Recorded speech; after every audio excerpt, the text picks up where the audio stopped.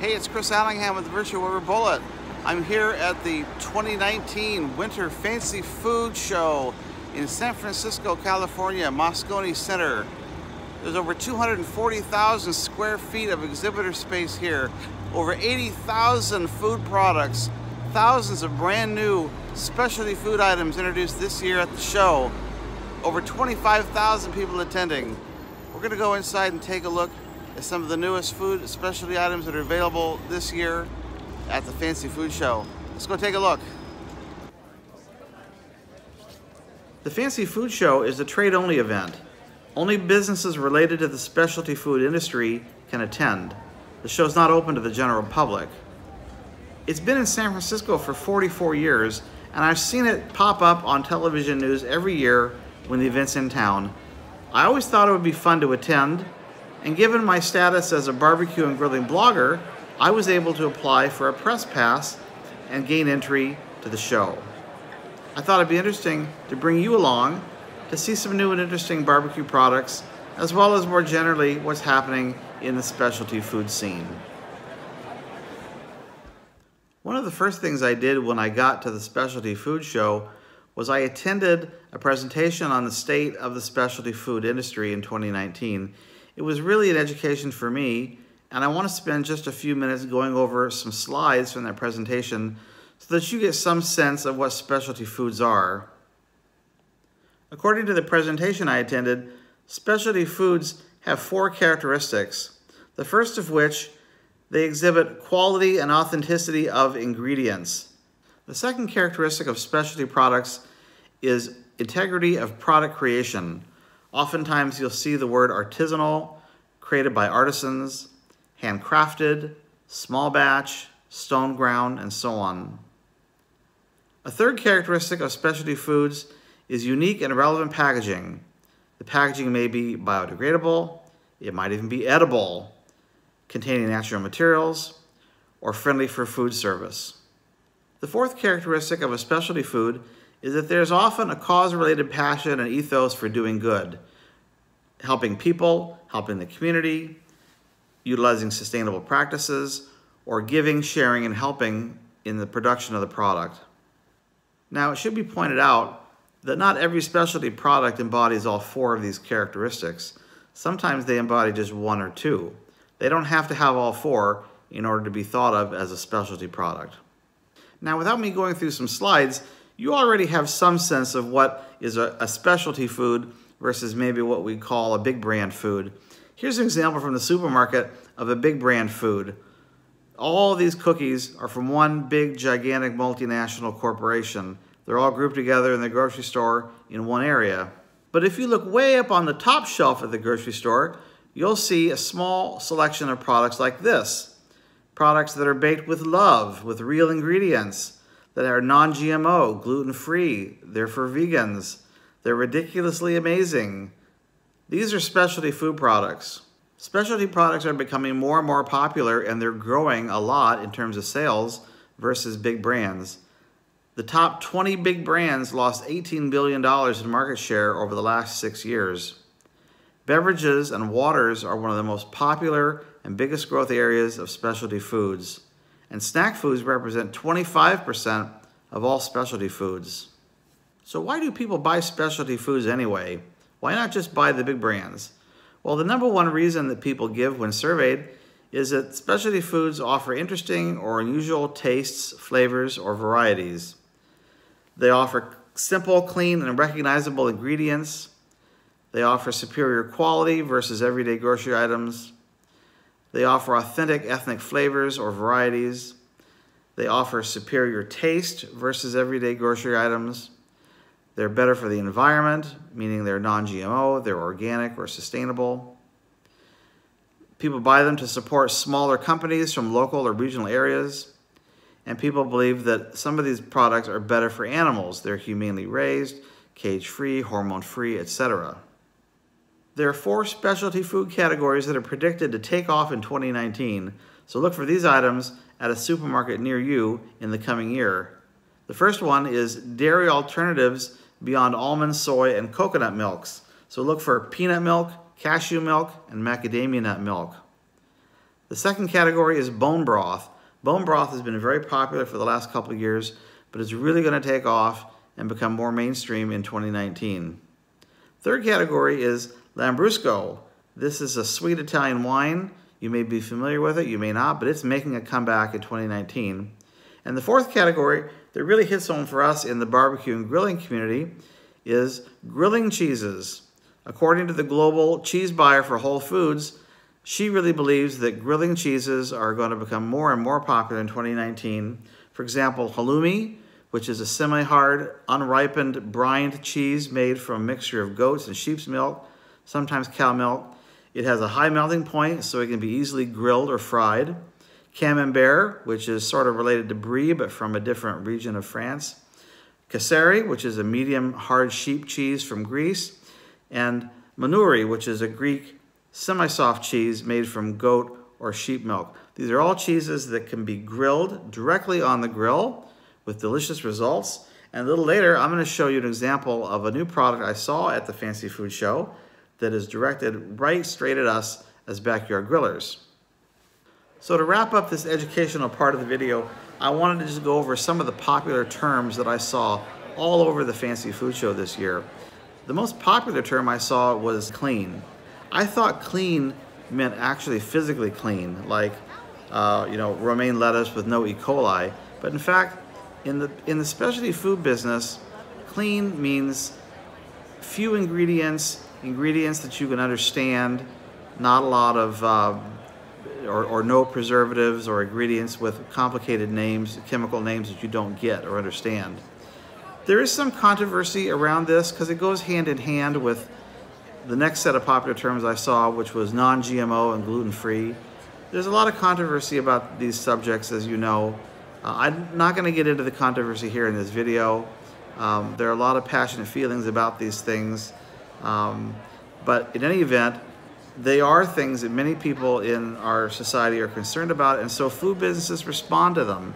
And if customers are asking for non-GMO or customers are asking for clean ingredients, a lot of food businesses respond, and that's definitely true in the specialty food business. Another term I saw all over the Fancy Food Show was functional foods. These are foods that have a potentially positive effect on health beyond basic nutrition. Proponents of functional foods say they promote optimal health and help reduce the risk of disease. The Mayo Clinic website says, for example, that oatmeal can be considered a functional food because it contains soluble fiber that can help lower cholesterol levels. So even a food like oatmeal that's not been modified in any way, not been augmented with an additional ingredient, might be considered a functional food by some people because it has a health benefit beyond just nutrition. It can help lower your cholesterol level. Some foods that have been modified with health benefits, an example would be orange juice. It's been fortified with calcium for bone health. Calcium is not a part of orange juice, so the calcium is added to give it a functional quality, improving your calcium level to improve your bone health. Any product that promotes gut health, like a probiotic drink or yogurt or a prebiotic snack bar, those are also examples of functional foods. Another thing that I saw all over the Fancy Food Show was cauliflower. Cauliflower, I think, started getting popular a year or two ago, but it is really coming into its own in 2019. Look for cauliflower crackers, cauliflower puffs, pizza crust made from cauliflower, riced cauliflower that's substituted for white rice in dishes. A wide range of cauliflower things happening in 2019 at the Specialty Food Show. And finally, there were lots of vinegar-based products making health claims, fermented beverages like kombucha making health claims, and lots of products claiming they were great for those on today's popular keto diet. African flavors are gaining popularity. Flavored ghees were popular. Ghee is a clarified butter. Hipster cocktail bitters were all over the show. And of course, given that recreational marijuana is becoming legal in more and more states, there were some cannabis-infused concepts at the show. And no, I did not try any of them. Not that there's anything wrong with that. Now let's take a look at some of the products I saw at the Fancy Food Show that might be of interest to barbecuers and grillers. I'm going to go through these rapid fire, so fasten your seatbelt. Here we go. First off is a rub made by T-Salt Seasonings in Oakland, California. They make a series of rubs including wine-infused rubs. They infuse wine into the salt that goes into the rub. It's a very interesting product. I had a sample of it. It tasted really interesting. This is Red Duck barbecue sauce. They're from Portland, Oregon. They had 3 barbecue sauces at the show. I tried the smoked applewood molasses. It's delicious and it's completely organic. Every single ingredient in the sauce is organic, no preservatives. This is G. Hughes sugar-free barbecue sauce. They have barbecue sauce in 7 flavors, plus a honey mustard dipping sauce and ketchup. All are sugar-free and all are surprisingly delicious. Here's another zero sugar barbecue sauce from a company called Lily's. It's a Carolina barbecue sauce. I tried it on pulled pork in the booth. It was fabulous. I couldn't really tell the difference from regular barbecue sauce.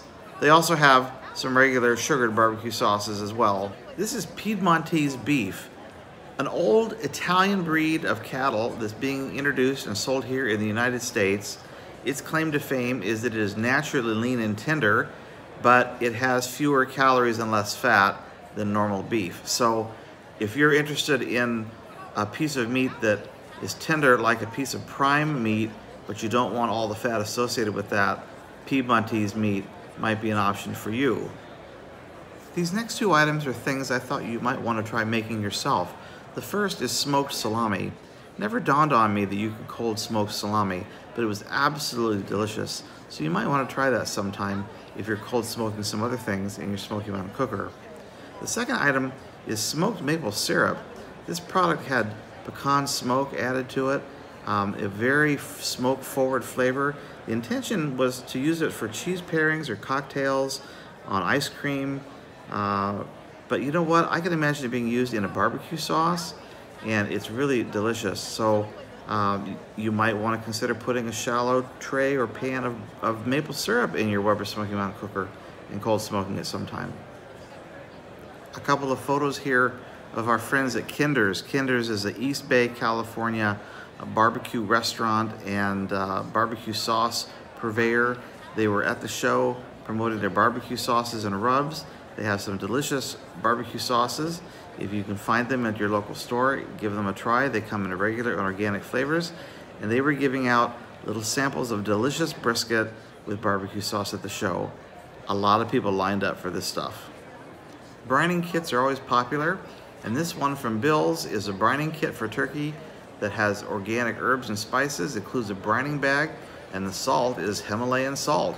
There was an awful lot of Himalayan salt products at the Fancy Food Show this year, and now it's made its way into brining kits as well. On a similar note, this is True Liberty bags, an all-purpose home and garden bag that can be used for brining. It's a nylon bag using food-safe plastic, FDA approved, BPA free, industrial strength. I tried it at the show. It's a very, very strong bag, puncture and tear resistant. The real key to it though is it comes in lots of different sizes, so you can buy them in sizes to match the kind of container or bucket that you want to line. Kind of an interesting little product. More barbecue sauces. These are Trena homegrown barbecue sauces made in California. The claim to fame here is that they're using sun-dried apricots and sun-dried plums as the flavoring ingredient. So these guys were really cool. This is Uncle Dougie's barbecue sauce out of Huntley, Illinois. For those in the know, Huntley is where Weber has a manufacturing facility just outside of Chicago. These guys make regular barbecue sauce, they make rubs, they also make Bloody Mary mix and margarita mix, but they're coming out with a new line of organic barbecue sauce. And this touches on some of the things I mentioned earlier about clean and non-GMO. Their claim to fame is that they're 100% natural, there's no high fructose corn syrup, there's no gluten, GMO-free products, small batch, handcrafted, no cheap shortcuts.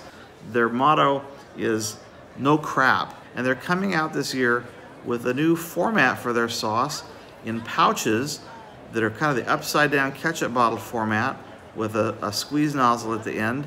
And it's designed to help you get every little last bit of sauce out of the package. Cool guys, environmentally friendly, interesting packaging, innovative. You should check these guys out if you have a chance. Uncle Dougie's. House of Barbecue experts is out of Quebec, Canada. These guys were Weber fans. They knew the Smoky Mountain Cooker when I chatted with them about it. They have a series of barbecue sauces and rubs that they were promoting at the show.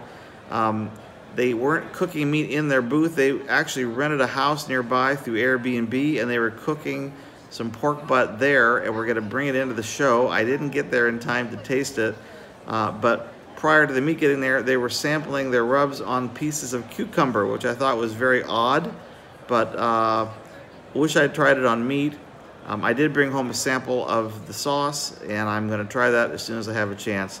But they were very, very into barbecue and growing quickly in Canada. So look out for these guys, House of Barbecue Experts. Okay, so earlier I mentioned to you that grilling cheeses were gonna be a trend in 2019. And here's a product I saw at the show designed exactly for that, aimed at us as grillers and barbecuers. This is called Rouget Bonfire Grilling Cheese. Even though the name says Rouget, it's actually, I believe, out of Germany. And they're selling two types of cheese. They have a mild and creamy, soft ripened cheese, and they have a marinated grilling cheese. The first one is kind of like a little patty that you can grill directly on the grate. The other one is a softer cheese that comes in a little foil tray, and you put the tray on the grate and heat it up that way. You can eat the patty-shaped one on a bun, or you can cut it up into pieces. The one that comes in the foil tray, you can eat it with a knife, dig it out, put it onto crackers or pieces of bread. Both of them were quite tasty, and it's an interesting idea. Look for this product or similar products at stores near you in 2019. And the final item of interest here is a brand new book from our friend Jamie Purviance coming out in 2019, coming out in April, Weber's Ultimate Grilling. It's a step-by-step guide to barbecuing and grilling. It's got that step-by-step format that you see. It's so popular in books today. Not just a written recipe, but step 1, 2, 3, 4, 5, 6 with the instructions and a photograph for each step in the process. 125 recipes, 750 photos, coming out in April of 2019. Look for it in stores near you or at Amazon.com. I'll put a link to the book in the description of the video. Beyond barbecue, there were lots of great products at the Fancy Food Show this year. Probably the largest single category had to be cheese. Cheese from all over the world. Foreign cheeses, domestic cheeses. If you like cheese, there were samples all over the place, some really delicious products to try. Here's Fiscalini, they're from California. They're an award-winning cheese. They make a bandaged cheddar cheese. It's absolutely delicious. They were giving out samples. Wisconsin had its own cheese pavilion. Of course they would, right? They had this gigantic cheese board laid out with a gigantic cheese plane, cheese slicer. That was pretty cool. I liked this guy, cow with a pipe, smoked Gouda. That was a delicious cheese. And of course, bacon with maple and cheddar cheese. How bad could that possibly be? And of course, you know someone's going to put Sriracha into jack cheese. One thing I didn't expect to see at the Fancy Food Show were international pavilions. These were areas on the show floor where they gathered together all the food products from one country. Italy, Japan, France, and Germany had the largest pavilions, followed by China, Spain, Brazil, Peru, Canada, the Philippines, Indonesia, Mexico, Jordan, the United Kingdom, Greece, and Thailand. It was interesting to walk through those pavilions and see all those international foods gathered together in one location. Okay, we're in the home stretch. Let me go through rapid fire some of the other interesting products, non-barbecue related products I saw at the Fancy Food Show. This is Brittany Masters. She's the owner of Roam-Free, Sugar-Free Bison Bites out of Montana. She says that these are made from grass-fed bison on their sustainable ranch in western Montana. They hickory smoke the meat in small batches. They only use organic spices, high in protein, sugar-free. I tried a sample, it was delicious. This is Roam-Free, Sugar-Free Bison Bites. Have you heard that plastic straws are on the way out? Well, at least in some municipalities they are. Plastic straws are a huge pollution problem in our oceans and our streams. And so in comes the idea of a reusable straw. This is a straw from Strong Straw. These are pure, clear, reusable glass drinking straws. They claim that these are the future of upscale eating and drinking establishments. So maybe one day you'll go into a restaurant and you ask for a straw, maybe you'll be given a strong straw. I saw several products like coffee and cake that was infused with Jack Daniels. I told the rep that in the barbecue space, we like to drink our Jack Daniels more than infuse it into stuff. He laughed, but said these were delicious, and in fact, I tried the whiskey cake. It was really delicious, so you might try to see if you can find Jack Daniels whiskey cake near you, or maybe bake your own cake and drown it in Jack Daniels yourself. 4505 Meats is located in San Francisco. I have visited their barbecue restaurant. They make great barbecue. They've also got 2 retail products. They've got 4505 chicharrones and the brand new 4505 cracklins. If you like pigskin, this might be for you. This is Jake's Nut Roasters. Yes, Jake is roasting his nuts in barbecue and mesquite smoked flavors. And they've also got roasted, salted in the shell almonds. This is Sir Francis Bacon Peanut Brittle. It's a weird name, but a delicious product. If you like bacon, of course you do, and if you like peanut brittle, who doesn't? You put the two together, it's absolutely unbelievably delicious. Sir Francis Bacon Peanut Brittle, if you can find it, buy it. Another unbelievably delicious candy is Oink's Chocolate Bacon Bites. These are made by Genesee Candyland in Golden, Colorado. It's exactly what it sounds like. It's a round ball of chocolate, shiny on the outside, infused with bacon bits on the inside, chewy, soft, bacony. They're so tasty. It's a really delicious candy. You knew it was bound to happen. Somebody would put sauerkraut in a squeezable bottle. This is the world's first squeezable sauerkraut from Sauerfrau. Well, it seems that Duke the dog is now satisfied with just beans in a can at Bush's. Bush's is coming out with several new snack items in 2019, including bean dip in 2 different flavors. They've got chickpea crunchy snacks. They've got prepared soup.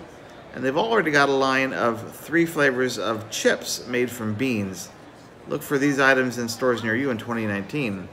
This is Ocean's Halo Texas barbecue flavored seaweed snack. Do you like seaweed? Do you like barbecue? Well, this puts both of them together into one convenient package. If you're kind of a foodie, you've probably heard of jackfruit. It's the darling of vegans and vegetarians because you can turn it into an approximation of pulled pork. And this company called the Jackfruit Company makes 2 varieties, a regular barbecue flavor and a smoked barbecued pulled pork approximation using jackfruit. Right around the corner from the jackfruit booth was Abbott's Butcher. They're a plant-based protein company. You've heard of the Impossible Burger or the Beyond Burger? Well, this is the same idea. They're working on ground beef, chopped chicken, and chorizo using plant materials only as meat substitutes. I think it's an important trend. It's something that we should all be watching closely. And here's an entry into the gross out category. These are Oaktown crickets. Yeah, these are fried crickets in sweet 5-spice and zesty lime varieties. You may have seen an episode of Shark Tank where a company went in looking for a deal on cricket powder. As you know, many people around the world eat insects. They're high in protein. There are more insects in the world by weight than most anything else. It is an important food trend for the world moving forward, and this is just the beginning of it. Cricket flour and crickets that are fried up as a snack. Now here's something much more to my liking, popcorn and candy and cookies put together. This is called Candy Pop and Cookie Pop. These are Mrs. Fields cookie flavors mixed into popcorn and Butterfingers mixed into popcorn.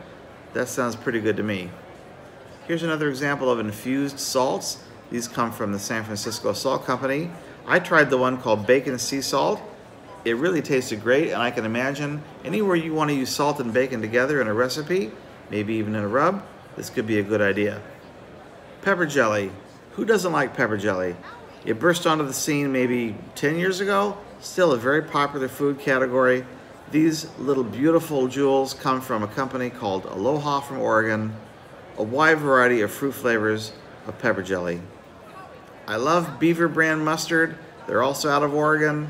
They have a lot of flavors, but I did not know that they had a hickory bacon flavor. I've not seen it in the stores, but I will look for it now. More Himalayan salt at the Fancy Food Show. This is from a company called Evolution. These are Evolution Himalayan Pink Salt Spice Blends and Finishing Salts.